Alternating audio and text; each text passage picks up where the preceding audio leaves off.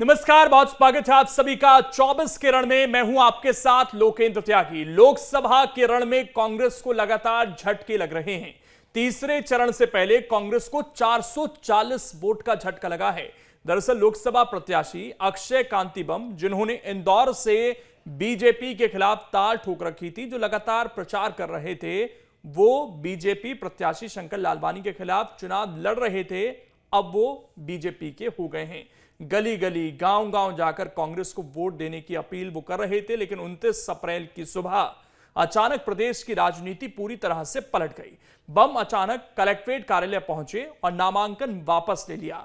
उनके नामांकन वापस लेने के बाद बीजेपी के लिए मैदान करीब करीब खाली हो गया। यानी बीजेपी के शंकर लालवानी के लिए मैदान पूरी तरह से साफ हो गया। लेकिन इस एक सियासी घटनाक्रम ने मध्य प्रदेश की राजनीति में मानो भूचाल ला दिया। सुबह से बयानबाजी का दौर शुरू हो गया तो कांग्रेस भी हो हल्ला सड़कों पर करती हुई नजर आई। पहले किस तरह का पूरा यह घटनाक्रम रहा वो आप देखिए, उसके बाद आज इसी पर करेंगे चर्चा।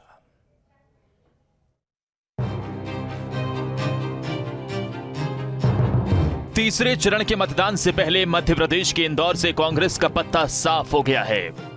जी हां, लोकसभा चुनाव से पहले एक बार फिर कांग्रेस को बड़ा झटका लगा है। झटका भी ऐसा कि कांग्रेस से उभर नहीं पा रही है। दरअसल पहले खजुराहो और अब इंदौर में कांग्रेस या फिर विपक्ष का कोई कैंडिडेट मैदान में नहीं है।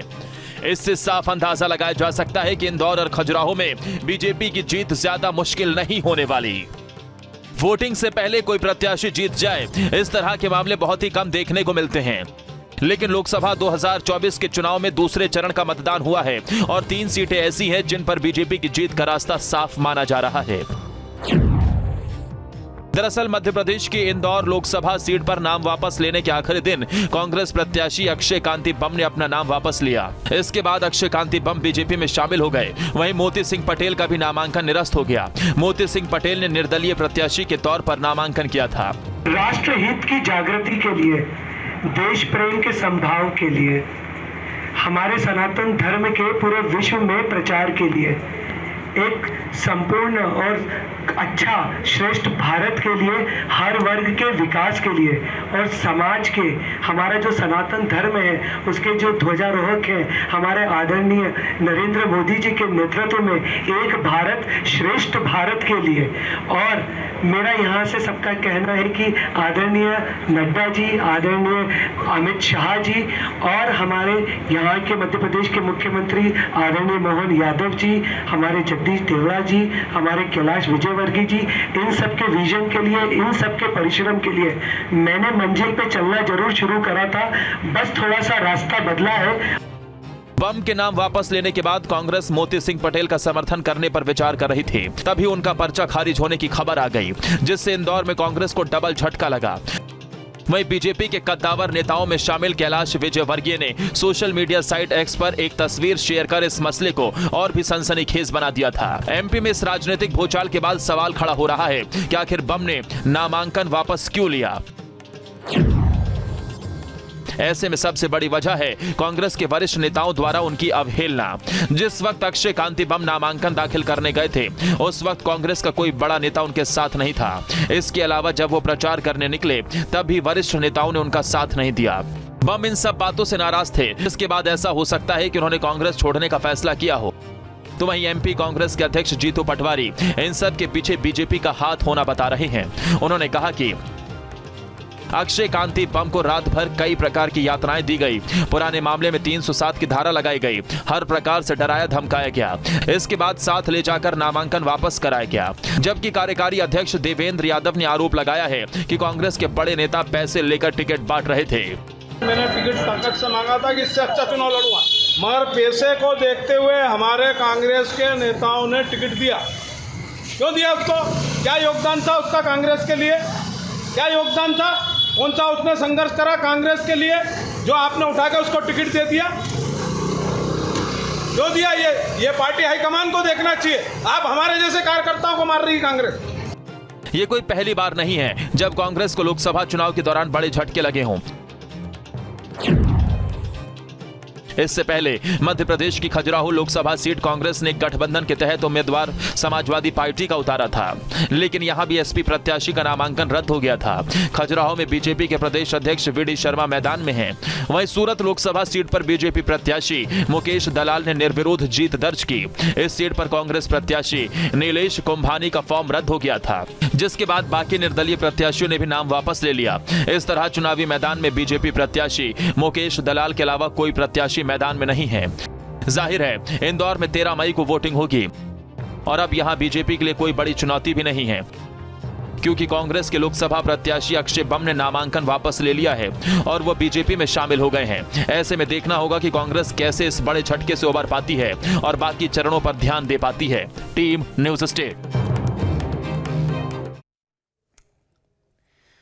तो अक्षय कांति बम के बीजेपी में शामिल होने के बाद अब कई सवाल उठ रहे हैं। सवाल ये कि कांग्रेस में आखिरकार भगदड़ क्यों मची है।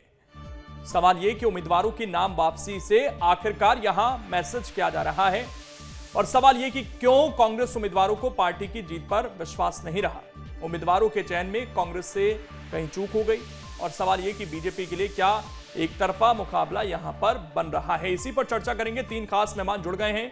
प्रकाश त्रिपाठी जी हैं, वरिष्ठ पत्रकार हैं, डॉक्टर प्रेम व्यास जी हैं, प्रवक्ता हैं बीजेपी के, और अंबिका शर्मा जी हैं, प्रवक्ता हैं कांग्रेस की। आप तीनों का बहुत बहुत स्वागत है।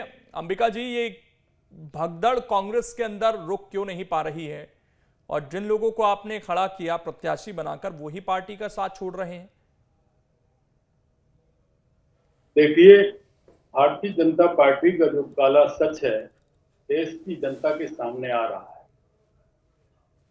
इनका चेहरा बेनकाब हो रहा है। इंदौर की घटना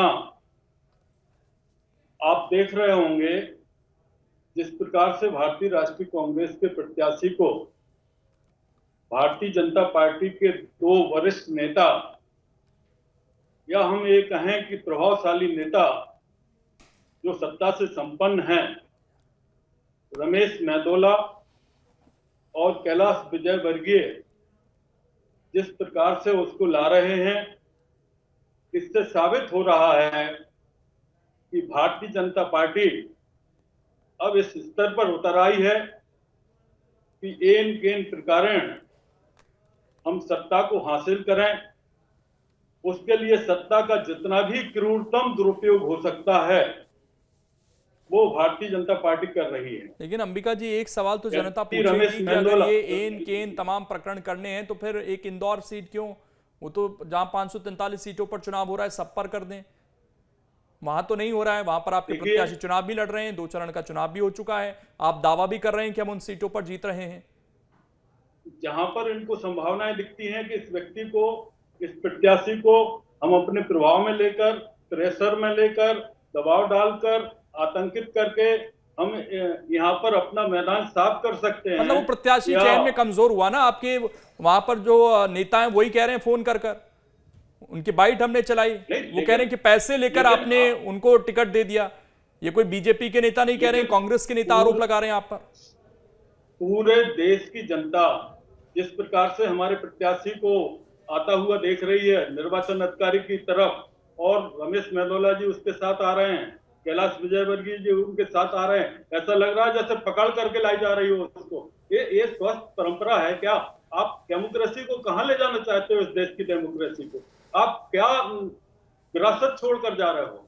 इसी प्रकार से हमें तो ये लगता है कि आप सोवियत रूस और चीन की जो व्यवस्था है, जो माने एक वहां पर जो शासक अब रहेगा वो हमेशा आजीवन रहेगा, उस तरफ हमारा देश बढ़ रहा है।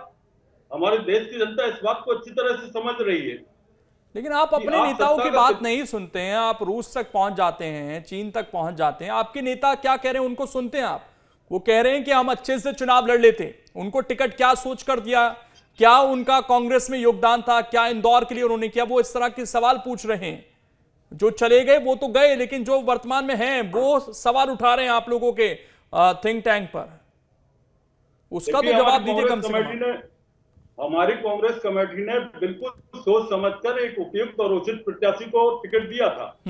अब कुछ लोग ऐसे होते हैं जो संघर्ष करते हैं, हमारे कफन बांधकर संघर्ष करते हैं सिद्धांतों की खातिर, सिद्धांतों की रक्षा के लिए। कुछ लोग नहीं कर पाते हैं, डर जाते हैं। उनको भ्याक्रांत किया, 307 की धारा उन पर बढ़ाई और तरह तरह की उनको यातनाएं दी, टॉर्चर किया और उनको ले आप गए। इस स्टैंड पर अंबिका जी आज जो आप कह रहे हैं इस पर कायम रहेंगे? कल ये तो नहीं होगा कि ये बिक गए, ये इनको खरीद लिया गया? हमारा तो स्पष्ट मानना है कि इनको इन पर प्रेशर भी डाला गया होगा, इनको प्रलोभन भी दिया गया होगा। ये अभी बदल दिया आपने स्टैंड तुरंत। ये सरकार हर प्रकार से हथकंडे अपनाती है, इसलिए आपने देखा होगा कि कांग्रेस पार्टी बहुमत के साथ आई थी सत्ता में और इन्होंने 35-35 करोड़ रुपए विधायकों को देकर और अपनी सरकार बनाई थी। ये तो सत्ता के व्यापारी हैं, ये तो सत्ता के सौदागर लोग हैं, इनको लोकतंत्र में विश्वास है कहाँ? ठीक है, लेकिन प्रेम जी ये इतना जो सीधी तस्वीर दिखती है, क्या वो सीधी होती है? कोई व्यक्ति कल तक प्रचार कर रहा था कांग्रेस के लिए, गली गली घूम रहा था, रातों रात उसको आभास हो गया कि नहीं मेरा तो सनातन धर्म संकट में आ गया, मुझे बीजेपी ज्वाइन करनी है। देखिए 55 वर्षों से लोकतंत्र की हत्या करने वाले लोग आज कह रहे हैं कि लोकतंत्र की हत्या हो रही है। आप बताइए ना, अक्षय कांति बम पिछली बार विधानसभा चुनाव के लिए उन्होंने कार्यालय तक खोल दिया था और उसके बाद में जनसंपर्क और लोगों से मिलना प्रारंभ कर दिया था और उसके बाद उनका टिकट काट दिया गया और उनने उस समय खुले तौर पर कहा कि जो दिग्विजय सिंह साहब है उन्होंने टिकट किसी कॉम्प्रोमाइज के तहत किसी और को दे दिया। तो ये पीड़ा तो उनके मध्य में उसी समय से विराजमान थी। जो आज बता रहे थे सनातन धर्म संकट में है, वो पीड़ा थी उनके अंदर। देखिए वहां से प्रारंभ हो गया था। उसके बाद में जब उनको लोकसभा का टिकट दिया गया तो गुटबाजी के तहत जो है कांग्रेस, जब उन्होंने देखा कि जो कांग्रेस स्वयं ही छिन्न भिन्न है, उनके चुनाव कार्यालय का उद्घाटन होता है तो वहां पर कांग्रेस के शीर्ष नेतृत्व जो है आपस में लड़ते हैं, गाली गलौज करने लग जाते हैं। उसके बाद में जब वो पार्षदों की बैठक रखते हैं तो पार्षद आते नहीं है। उसके बाद वो जनसंपर्क का आयोजन रखते हैं तो बड़े नेता गायब हो जाते हैं। तो एक व्यक्ति जो ऐसी सीट से चुनाव लड़ने जा रहा है जिस सीट पर वर्षों तक भारतीय जनता पार्टी एक छत्र राज रखे हुए है, एक छत्र काबिज रखे, वही उनकी पड़ोस की सीटों संजय शुक्ला जी की, विशाल पटेल जी की माइन्यूटली वॉचिंग हो रही थी कि इतनी पीड़ा उनको थी तो उन्हीं को टिकट दे देते। इंदौर तो आपने काफी दिनों तक होल्ड भी कर रखा था। देखिए हमारा तो एक कैडर बेस राजनीति के तहत हम लोग नाम तय करते हैं, निश्चित रूप से धरातल से जुड़ा नेता, धरातल पर जुड़े हुए कार्य, और अभी चूंकि बात उनके सापेक्ष में हो रही थी कि पूर्व में उनके साथ क्या कृत्य हुआ और हमने तो वो जुड़े हुए थे ना कांग्रेस के साथ, घोषित हुआ था वो कल तक कांग्रेस के साथ जुड़े हुए थे ना। देखिए तब भी हम इतना ही मन में पीड़ा थी तो वो पहले कर सकते थे फैसला। देखिए हम तो उस समय भी कह रहे थे कि हम 8 लाख वोटों से चुनाव जीतेंगे और हम तो कह रहे थे कि कांग्रेस का कोई बड़ा नेतृत्व यहाँ आकर लड़ ले। जीतू पटवारी जी स्वयं इसी टेरिटरी से है, हमने तो कहा था उस समय कि जीतू पटवारी जी लड़ ले, लेकिन कांग्रेस का कोई शीर्ष नेतृत्व तो लड़ने को ही तैयार नहीं था। जिस दिन उनका नामांकन हुआ, जिस दिन उनका नाम घोषित हुआ, उस दिन भी हमने कहा हम 8 लाख वोटों से जीतेंगे। और निश्चित रूप से अगर आज वो राष्ट्रवाद से प्रेरित होकर कांग्रेस की गुटबाजी, अंतरकलह और जिस तरह से जो एक अध्यक्ष का जो कार्य दायित्व होता उसका निर्वहन ना करने के कारण वो भारतीय जनता पार्टी की तरफ प्रेरित होते तो स्वागत है उनका। ठीक है प्रकाश जी, देखिए जो भी है कांग्रेस के लिए तो कई सवाल हैं और खासकर जीतू पटवारी को लेकर, खासकर जब से वो अध्यक्ष बने हैं तब से तो कांग्रेस में एक तरह से वो भगदड़ रुक नहीं रही और अब उनके शहर तक वो भगदड़ पहुंच गई है। उनके लिए इससे बुरी स्थिति क्या हो सकती है? देखिए आप देखें, ये एक सबक है लोकतंत्र में, राजनीतिक दल जो चुनाव लड़ते हैं उनके लिए। आपको आवाज आ रही है? जी जी बोलिए बोलिए सर। कि हम किस तरह के उम्मीदवार का अपनी पार्टी के लिए चयन करते हैं। हम जब किसी राजनीतिक दलों को ये सोचना पड़ेगा, खास तौर से कांग्रेस पार्टी को, कि जब उसके भारत के लोकसभा का चुनाव हो रहा है और 3 जगह इस तरह की घटनाएं हो चुकी हैं। सूरत में घटना हुई, खजुराहो में घटना हुई और यहाँ पर घटना हुई। तो आपने किस तरह के उम्मीदवारों का चयन किया? क्या उनकी पृष्ठभूमि देखी, क्या उनकी विचारधारा देखी, क्या उनका कमिटमेंट देखा, उनका अपनी पार्टी में क्या योगदान देखा? और आपने सिर्फ ये देखा कि वो एक साधन संपन्न व्यक्ति थे और इंदौर में चुनाव लड़ सकते थे, कॉलेज चलाते हैं, इसलिए आपने उनको टिकट दे दिया। और टिकट देने के बाद ये भी नहीं देखा कि उनकी गतिविधियां किस तरह की हैं, पार्टी का जो संगठन होता है, पार्टी के जो रणनीतिकार होते हैं, जो चुनाव की समितियां होती हैं, उनका उनके ऊपर कोई नियंत्रण नहीं था, किसी तरह की बातचीत, संवादहीनता रही होगी। उनके साथ लोगों में उनका जुड़ाव नहीं रहा होगा, क्योंकि चूंकि वो एक जमीनी कार्यकर्ता कांग्रेस के रहे नहीं है, इसलिए उनका जमीनी जुड़ाव होगा इसकी संभावना तो बहुत कम रही होगी। तो इसी स्थिति में, और चूंकि वो एक व्यापारी वर्ग से आते हैं, खासतौर से देखने वाली बात होती है, तो व्यापारी के लिए तो हर चीज जो होती है वो मुनाफे की होती है। उनको ऐसा लगा होगा कि चुनाव में पैसा भी खर्चा होगा, बहुत मेहनत भी करना पड़ेगी, उसके बाद एक बड़े लंबे अंतर से हार भी हो सकती है। तो उन सब चीज़ों को देखते हुए उन्होंने एक रणनीति बनाई होगी अपने स्तर पर, क्योंकि इंदौर में वो एक प्रतिष्ठित समाज से आते हैं और उनका संपर्क कैलाश विजयवर्गीय जी या भारतीय जनता पार्टी के नेताओं से पहले से ही है। तो उन्होंने एक संवाद का एक पुल बन के कायम करके, और ऐसी स्थिति बनी, कैलाश विजयवर्गीय जी तो चुनाव की रणनीति के माहिर व्यक्ति हैं, चाणक्य हैं, उनके लिए तो क्या, उनके लिए ऐसी स्थिति आना बहुत सोने पे सुहागा हो गया। कोई व्यक्ति खुद आ जाए, इससे ज्यादा और क्या हो सकता है। और उन्होंने जो भी कुछ प्रयास किए होंगे किए ही होंगे, और उस प्रयासों में अक्षय क्रांति बम जी आ गए और कांग्रेस पार्टी जैसी राष्ट्रीय पार्टी को आप एक शर्मनाक स्थिति का सामना करना पड़ा। और चूंकि इंदौर जीतू पटवारी जी का गृह क्षेत्र है, प्रदेश पार्टी के प्रदेश अध्यक्ष ने कैसी रणनीति बनाई आप देखिए। बीजेपी ने अपने जो उम्मीदवार खड़े किए हैं, उनके जो प्रस्तावक बनाए गए हैं, वो जिला अध्यक्ष कुछ, हमारे उज्जैन में मुख्यमंत्री खुद प्रस्तावक हैं। तो ये सारी जो एक लामबंदी की जाती है, एक चुनाव की रणनीति बनाई जाती है, कैसे जीतू पटवारी जी चुनाव लड़वा रहे हैं, ये भी एक देखने वाली बात होनी चाहिए। तो मुझे लगता है कि वो लंबे समय से राजनीति में जरूर है, लेकिन चुनाव कैसे लड़ाया जाता है, चुनाव प्रबंधन का उनको नॉलेज कम है। अंबिका जी, लेकिन जब तक आप अपने संगठन की तरफ नहीं देखेंगे, अपनी कमजोरियों को नहीं समझेंगे, आपको लगता है कि कांग्रेस इंप्रूव कर पाएगी? देखिए, हमारे भारतीय राष्ट्रीय कांग्रेस में निश्चित रूप से इस विषय पर समीक्षा होगी, चिंतन होगा। हाँ। लेकिन जो घटनाक्रम हुआ है उस पर देश की जनता की चिंताएं बढ़ गई हैं कि हमारे लोकतंत्र का इस प्रकार से चीरहरण होगा। इंदौर वासियों को वोट देने का अधिकार से भी वंचित कर दिया गया है। ये सब जो भी संकेत है लोकतंत्र की मजबूती। तो अभी वहां से और प्रत्याशी थे, उनको भी तो आपने रोका।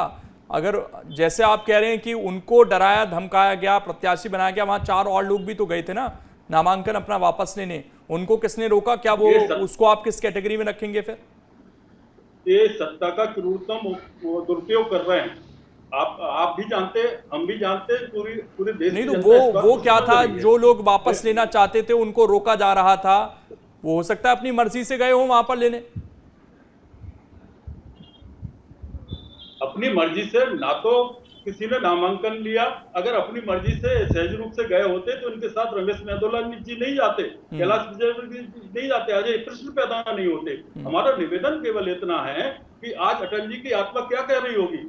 जो व्यक्ति ये कहता है कि जोड़ तोड़ करके बनाई गई सरकार या सत्ता को हम चिमटे से भी नहीं छूना चाहते, और उनके अनुयायी इस प्रकार के नंगे नाच कर रहे हैं, लोकतंत्र का चीरहरण कर रहे हैं, ये माने अटल जी। तो चलिए एक बात बता दीजिए, समय कम है, अब यहाँ से कांग्रेस की रणनीति क्या है? किसको समर्थन देना है, कुछ सोचा है आप लोगों ने? हम निश्चित रूप से, हमारी पार्टी आज तय करेगी, आज शाम तक सुबह तक तय कर लेगी कि हमें किसको समर्थन देना है। हम निश्चित रूप से भारतीय जनता पार्टी के मंसूबे पूरे नहीं होने देंगे, और इस देश की जनता जो कुकृत्य कर रहे हैं कि महापुरुषों के नाम लेते हैं और घटिया काम करते हैं, ये इनका दोहरा चरित्र लोगों की समझ में आ गया है। इनकी लोकतंत्र में जरा भी आस्था नहीं है, और देश की जनता इनको सबक सिखाने जा रही है, इनकी जमीन खिसकने वाली है। चलिए ठीक, 4 जून को प्रकाश जी एक छोटा सा रिएक्शन जल्दी से आपसे कि तीसरे चरण और चौथे चरण में कुछ असर होगा इस घटनाक्रम का, जो चुनाव बीच हुई है ये चीज? बिल्कुल निश्चित तौर पर जो मनोवैज्ञानिक असर होता है चुनाव में, युद्ध और चुनाव में मनोवैज्ञानिक लड़ाई बड़ी होती है, और भारतीय जनता पार्टी ने अक्षय क्रांति बम का नामांकन जो है वापस कराकर एक मनोवैज्ञानिक रूप से बढ़त प्राप्त करी है कांग्रेस के ऊपर। ये तो बिल्कुल निश्चित तौर पर कांग्रेस के कार्यकर्ताओं में हताशा जरूर आएगी, उनके नेताओं में अपने नेतृत्व के प्रति अविश्वास भी जगेगा। ये एक किसी भी राजनीतिक दल के लिए बहुत खतरनाक स्थिति है, और इस पर कैसे लगाम लगाती कांग्रेस, ये देखने वाली बात होगी। शुक्रिया आप तीनों का जुड़ने के लिए। समय इतना ही है, बहुत शुक्रिया जुड़ने के लिए।